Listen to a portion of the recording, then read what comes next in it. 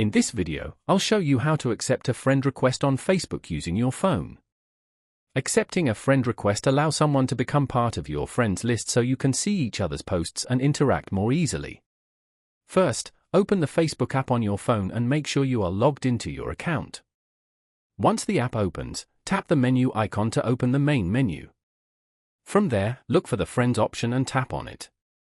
This will open the Friends section where you can manage friend requests. At the top of the screen, tap on Friend Requests to see a list of people who have sent you requests. You will now see the profiles of people who want to connect with you. If you want to accept a request, tap the Confirm button next to that person's name. Once you tap Confirm, the request will be accepted and the person will be added to your friends list. After accepting the request, you can visit their profile, send messages, or interact with their posts. If you are not sure about a request, you can also tap the person's name to view their profile before accepting.